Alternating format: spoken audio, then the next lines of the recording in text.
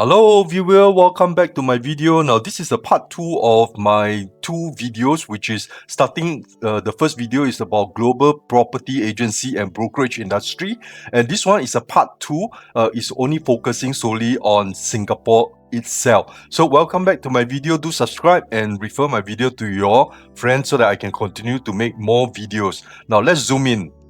Now, the first slide, I think you all are more familiar. A lot of the viewers might be more familiar than me, especially those who are actually now working in the Singapore property agency market. But I think for the benefit of other viewers from overseas, I actually prepared a historical milestone of the Singapore property market, and including all the relevant government issue that actually pop up in the last few years, since the 1960s to all the way to the current 2024. So you can see some of the measure, some of the regulation regarding additional buyer stamp duties. All these are captured in brief in this slide. And this slide is just for information purpose, so that you do not sleep or switch out from my video and go and watch other people's video. Please stay with me, because I promise you subsequent slide will give you a lot of information. Now let's look at the next slide. As you can see, before we can understand the Singapore property agency or brokerage industry, we need to understand Singapore property market, because with a small country like Singapore, we actually produce a lot of sophisticated, highly regulated, professionally trained property agent in the world as compared to other world. And this is an example that has been regularly being studied by real estate practitioners around the world. So in order to understand why this happened, we need to understand how Singapore property market is actually structured. Now, if you look at the slide, the single most important fact about Singapore property market is this: almost 78% of resident household live in HDB flats. These are public housing built and managed by the Singapore government through Housing and Development Board. Now, this is not a social housing in the Western sense. HDB flats are owned, not rented, and Singaporeans take extraordinary pride in their homes. And the HDB resale market is the engine growth, or is the engine room for this whole Singapore entire residential brokerage industry. Now let's take a look at 2024. The HDB resale volume, which is about 28,986 transactions. Now, assuming at an average value of about 550,000 Sing to 700,000 Sing each flat, now this will generate a commission pool of about roughly 300 million to 400 million Sing per year. That's every year, recurring, structural, driven by all the demographics and the relentless cycles of HDB upgraders moving into the next phase of their housing journey. So beside HDB, and then we can see there is also the private residential market, those condominiums, executive condominiums, landed property. And the average non-landed private transaction is about 1.5 to 2.5 million Sing. Now we come to the good class bungalow, which is sitting at the apex. So each of them is valued at Sing 20 million to Sing 100 million or even more. Now, but again, these are the good class bungalow are only restricted to Singapore citizen only, with about 30 to 60 changing hands in a single year. Now, again, all these are the pillar that's supporting the Singapore brokerage or property brokerage agency business. So for this slide will basically show you where are the engine in this industry. Now, I think the next slide, a lot of people will be very interested to know. Now, here's one of the most remarkable chart in the global real estate. Now, let's take a moment to truly appreciate what this slide shows. Now, Singapore residential property market across both private and HDB segments have delivered positive price growth every single year from 2019 through 2025. Yes, every single year. Through COVID-19, through the sharpest global interest rate cycle in 40 years, through 2 rounds of significant cooling measure tightening all the transaction in the industry, yet positive price growth every year. Now, let's trace the private residential story. Now, just look at the private side. In 2019, growth of 2.7% in terms of price. Now, in 2020, 2.2%, and even with the COVID, it still continued to grow. After the COVID recovering, in 2021, it went up 10.6%. And that also supported by a lot of new resale unit and also new launches, which is about 13,000 new launches. In the year 2022, it went up another further 8.6%, despite the fact that there are some cooling measure tightening and rising global rates. In the year 2023, it went up another 6.8%. despite the fact that the additional buyer stamp duty, round 5, hike hammers foreign buyer. But even those foreign buyers were reducing, the domestic demand actually absorbed the gap. In the year 2024, the price actually went up. The price index actually went up by another 3.9%. So these are all the private sector side, and this is what contributed to Singapore's largest property agency Prognect to receive a record year in the year 2025. Now, let's look at the HDB side, which is the public housing side. In the year 2021, it actually up 12.7%. Now, 2022 continued the growth rate at 10.4%, and 2024 another 9.7%. Even though you can see the growth rate start to slow down, but overall, it's still a very healthy growth rate. And in the year 2025, it is at 7.3%. Now, again, the number of public housing actually become the backbone of the local property brokerage industry for many years. Now, if we look at those HDB flats that transacted more than 1 million Sing dollar per unit, how many of them? There are actually 1,330 transactions in the first 10 months of 2025 alone. And this is up almost 56% year on year. So again, these are all the actual numbers that I put up in a slide for you to digest and actually has a broader picture. Now, again, I think before I continue to discuss more information regarding the Singapore Property Agency and Brokerage business, it's only wise to produce a slide to let people know about the regulatory framework. What are the key requirements for agent and agency in Singapore, which is established by CEA, Council for Estate Agency. Now, again, all these you can read through yourself, and I won't repeat them so that you won't fall asleep and also force you to pay attention to all these slides. At least if you want to capture this slide, you can actually pause the video and do a screenshot, and you can send it to your client if required. Now, unlike other market whereby the government are all trying to make sure there's no property bubbles happening in the industry, Singapore government actually has the benefit of having a huge pool of local residents staying in public houses, and also this represents certain buffer for them to actually overall manage the property industry, including measures that can easily affect the property market through all the kind of policy that will filter through all the HDB houses that are owned by almost 78% of the Singapore residents.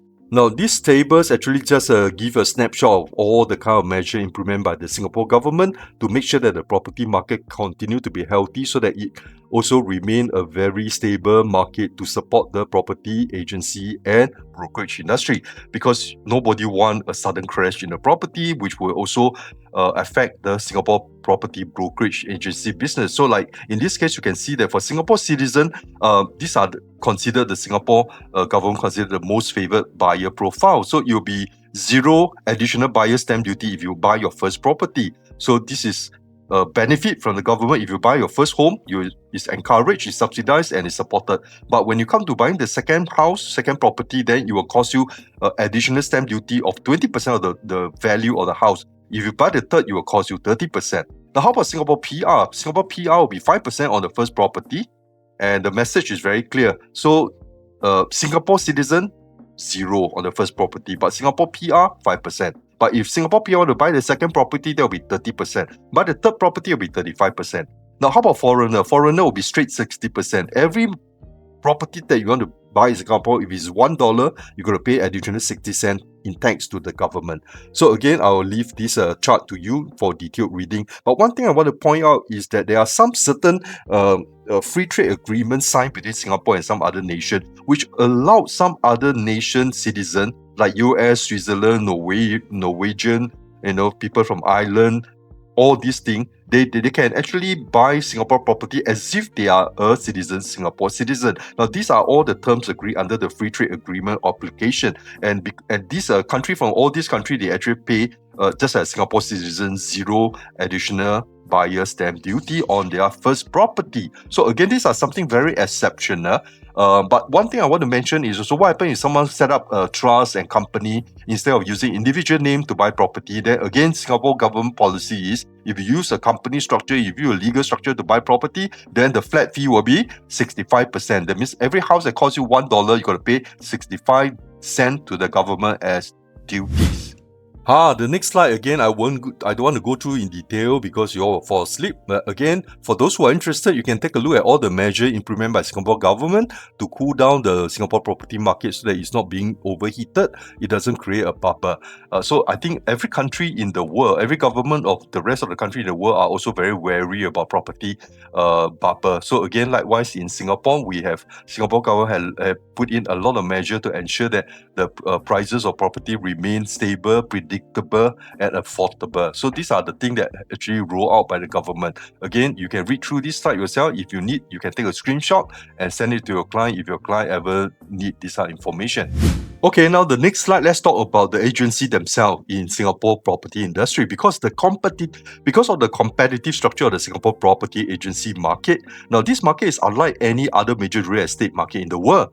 Now, so understanding who the players are, how large they are, and how they compete is essential for any agent, investor, or observer of this market. So look at this slide. Now, the largest player will be PropNet, a listed company. They actually engaged or employed 12,636 registered salesperson, or what we call property agent. Now, 35% of the entire industry. So they are the market leader, and they are listed on the Singapore Stock Exchange. And in 2025, they actually managed to register a 1.1 billion Sing dollar in revenue. Now, again, this is revenue, meaning all the commission that they collected. This does not represent the transacted volume of all the property that they manage. So again, who is the second place? Second place will be ERA Singapore. They actually employ 8,673 agents, and they capture 24% of the market share. They are also listed on Singapore Stock Exchange. So in the market, people all regards ERA as a second. Hutton Asia, they are one of the top player as well, and the rest like Orange Tea and Tia and all this. And again, all these numbers I will not go through in detail. I just mentioned the top one, the top and the second. The rest you can always read through to make sure that you capture all the full information. Now this slide will talk about money. I'm quite sure this will attract everybody's attention, whether you're a local player, you are a foreigner, or you are overseas viewer who are actually watching this for information, for leisure. Now again, the commission earned in Singapore, depending on the property types, are clearly stated in this slide. I will not repeat them again, but I think it's quite close, quite in line with international standard. Likewise, I think if you go to other market, you can also expect to receive this commission. But the key thing is that these are all the gross commission. These are not the net commission. You still got to minus away all the costs. For example, what are the costs? For example, marketing and advertisement costs. Agent need to advertise, need to market. They need to put up poster listing subscription. They need to print flyers. They need to get people to distribute the flyers. They need to arrange transport and business expenses to go and bring the client to see property. Their own meal expenses, and also their contribution to CPF, which is called the Central Provident Fund. This is compulsory and mandatory under Singapore regulation. Of course, there's the most important three-letter words, which is called tax.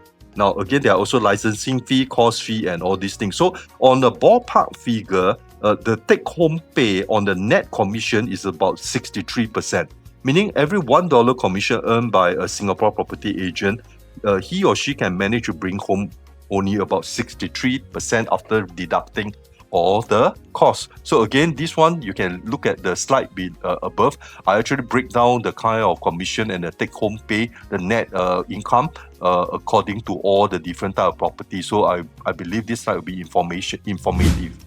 Now, to capture your attention, I actually continue to talk about the slide before that, but instead of putting in words, I actually do an illustration in graphic to do an example. For example, if you manage to get a condo of 1.5 million sales Sing dollar done, what would be your take home? So this is just for illustration purposes only, and this is only on estimate because different people got different kind of business expenses. So again, this is only for illustration purpose only. Now, again, I think to understand whether is it lucrative, is it healthy, is it worth to enter into this industry, one of the easiest way is to look at how the performances of some of the property brokerage company as a listed company in Singapore Stock Exchange. So the next two slides are actually just simply duplicate all the public information that I can get from Singapore Stock Exchange website, from their annual report, and I actually produce some of the slides to show you the financial performance of the largest property agent in Singapore, which is PropNet. and I think it's the second largest, which is ERA. So again, you can go through this. I won't spend so much time talking verbally. I think the numbers are very compelling in the sense that they are earning record revenue, their income is increasing. Again, that shows that there are some very good potential in the industry. But again, like all industry, they are always a top performer. They are always people who can't take the industry and leave. So again, in life is this majority of the performance or the agent are maybe in the middle, or and a lot of them will leave the industry in the first 2 years. But again, there will be some top earner in maybe the top 5%, top 10%. Now, this kind of pyramid structure is always very common in all industry, not only in the property agency industry. Now, this slide, I continue the effort from the previous slide. Again, you can go through this yourself. Actually, compare the top player and the second player. These are all public information because they're all listed company, and you can go through this. Again, the message is very clear. Now, they are doing well. They are doing okay, meaning there are money to be made. But again, this doesn't mean that money can be made easily. In any industry, you have to put in effort. Whether luck count more or hard work count more, I can't answer this question. But again, from all these things, there are people who make money. So again, it's very much on your determination, on how you position yourself. And of course, maybe to a certain extent, luck does play a big part as well. Okay, talking quite a lot on the local player. I'm quite sure nobody expects Singapore to be only dominated by the local player. There are plenty of foreign players in Singapore as well. These are all the Singapore branch of the international property brokerage and agency business. For example, the top one will be CBRE. They actually employ about close to 400 staff in Singapore. They make about close to 180 million in revenue. And the second one is JLL. They have about close to 300 staff. And they also have been in Singapore for many years. So again, I just want to show you that it's quite unlikely to find a market in the world that is not being competed by any foreign party. The world has become very diversified, very competitive in almost all industry. Unless it's being protected by government through policy, you see all kind of competition for everywhere in the world. Now, for my viewer overseas or some of the local viewer who wanted to know more about how to become a property agent in Singapore. In Singapore, I've shown you, I created this chart to show you the path that you need to go through. Like, for example, you need to have a minimum O-level certificate.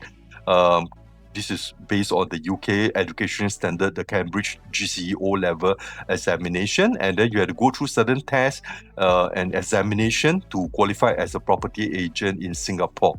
So again, I put up all this flow chart on this slide. For those who are interested, you can go through this slide, but I'm quite sure only for those people who really want to enter into this industry, including those overseas viewers who wanted to come here and enter this industry. So again, this is for information for those people who are keen to enter this industry as a property agent. Now this slide I think is will make a lot of people salivating. Again, like I mentioned before, all industry in the world, there are always top performer. There are always a lot of people who can't survive and got to exit. There will be a small percentage that stay in the middle. So again, this kind of pyramid structure is very similar. It happened in the banking industry in terms of salary. It happened in the insurance industry. It happened in many other industries. So even in company, so there will be some company who are very big, very profitable. There are also a lot of company that are only SME or medium size. But again, there even are a lot of company that is not even on the radar screen because they can't even survive. They are bankrupt. They has been being exited from the industry. So again, these are the chart that do not be discouraged or encouraged by you. Got to look at it with a proper perspective. Now again, in the Singapore property agent income distribution, at the very top, the top 1%, they actually currently, I think roughly there are about close to 400 agents belong to this category. The gross commission per year that they can generate is about 500,000 Sing to 1 million.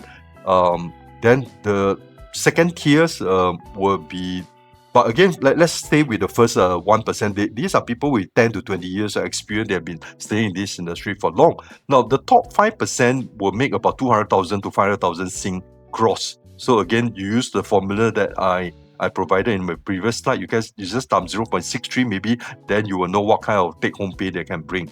The next top 20% will be 80,000 Sing to 200,000 Sing per year. But again, these are all the top performer. How about the medium? The medium is about per year, the commission earned by average property agent should be about 30,000 to 80,000 gross per year. Take home pay definitely will be lower. So again, these are the medium's numbers, but let's be very clear about this. There are still quite a lot of agent at the lower tier side, maybe 20% of the total pool of the property agent earning less than 10,000 a year. Now, if we take the whole industry average across all the 36,058 agents, now the numbers show that approximately on average, everybody will be about 42,000 gross Sing dollar per year, and take home is about 28,000 Sing. But again, looking at the average is not accurate because the numbers is actually significantly being affected by the top performers. So the correct way to understand the income potential in this property agency market is not looking at the average, but looking at the step-up growth. So usually year one is the hardest. Then after followed by year two is the endurance period. You got to continue to stay in the industry, and then year three is the building stage, whereby you start to accumulate more transaction, more network, more contact. And if you can last until the year 5, then and remain committed, then that's where the transformation will come. Now, the next slide will definitely bring some discussion and different opinion among many of the viewers. Now, for the Singapore property market, foreign buyers have always been one of the most talked about, most analysed, and most policy-targeted segments of the Singapore residential property market for whatever reason, for good reason, for bad reason. And they are present, and the government response to it has a very material impact on the market pricing, the transaction volumes, and the business model of agency that's specializing in servicing foreign buyer. Now, this slide actually show you the percentage of foreign buyer. Now, if you look at the year 2020 to 2022, foreign buyer share of residential property in Singapore was rising, so actually reaching 7.2% of private residential purchases in 2022. This is a record high and driven by the post-COVID-19 period. Of course, among these foreign buyers, you can see Chinese, Indonesian, and European buyers. Now, in the year 2023, because of the 60% ABSD, foreign buyer actually collapsed to 2.8% of the total private residential transaction in Singapore. And the following year, in 2024, it dropped. It dropped further to 2.5%. Now, if you look at all these things, you will ask, what would be the trend going forward? But again, let's look at 2025. 2025 actually show a modest recovery of foreign buyer in Singapore, and the percentage went up to 2.8%. Now, again, if you look at the details of all these foreign buyers, there are quite a lot of free trade agreement nationals, like the Americans, the Swiss national. So these are quite a stable and valuable client segment, and they are allowed to buy the first property in Singapore just like a Singapore citizen. So again, this slide just give you some overview about the composite or the contribution from foreign buyers in the Singapore private residential market, so that you can actually plan your own marketing strategy if you are a property agent or a property agency. Now, the next slide is very informative, and I do not have the intention to read out verbally to bore you all. I think you all can read through yourself. It's quite a beautiful slide with all the graphic, and I actually classified all the property in Singapore and also the condition of buying this out property in view of your nationality, and there are some other information here. So again, there are also like the commission payable for different classes of property. Now, this slide is very informative and straightforward, so I believe you all can actually read through yourself, so that I can focus on other aspects of this video. Now, again, for this slide, we'll be talking about some of the forecast number. Again, all these forecast number, I actually go through the internet to look at what are the matrix or what are the numbers provided by a lot of the independent research company, property agency, and all this. Now, let's look at this slide with a very neutral kind of opinion. Again, these are all forecasts. It might not be achievable. It might be exceeded, so we don't know. Now, again, we all know that property market is very sensitive to a lot of external factors such as interest rate movement, sudden government policy U-turn in the stability of a certain country, and also geopolitical risks that might happen anytime, such as wars and conflict, confrontation. So again, this is just for information purposes. I actually spent some time going through all these things. But again, generally, all these forecasts are quite positive. They're all pointing to stable growth in all segments, price growth and also transaction growth. But again, we have to look at this in very balanced perspective. So again, let's I put up this slide so that you don't have to do the research, and I've done all this for you. You can actually capture this slide if you want to send it to your client, or you can actually use this for your own purposes. Now, the next slide is based on what we have covered so far. We have talked about a lot of data, so we explain the commission.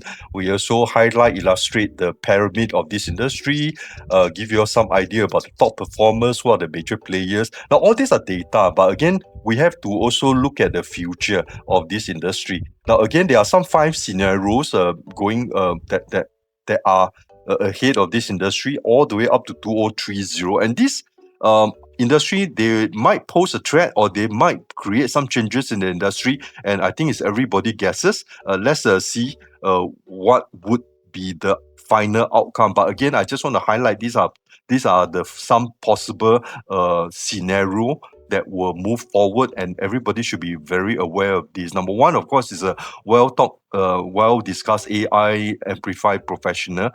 So again, there's some possibility here. This is one of the risk factor or one of the fear. Another one is hyper consolidation because of a lot of compliance costs and money laundering regulations. So again, you will see some consolidation. A lot of small agency might not be able to shoulder all this responsibility, and they will end up grouping up together so that they can achieve economy of scale. Then, of course, another fear would be the platform disintermediation. Now, you look at Property Gurus, you look at 99.co, you also look at HDB own flat portal. They are also expanding their roles in this industry by trying to match buyer and seller.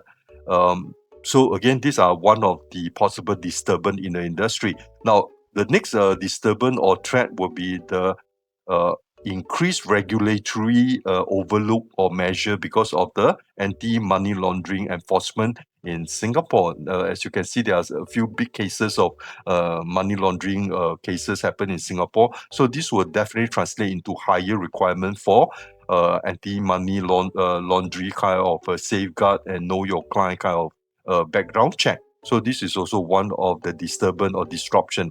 Now, of course, one of them will be a systematic risk such as market disruption, which I mentioned, interest rate, geopolitical risk such as wars, confrontation, and all this. So again, I just want to give this slide to give an overview or at least give you some backdrop about some of the potential things that you should be worried about and you should be aware of, and so that when you plan for your next move, you can be more prepared.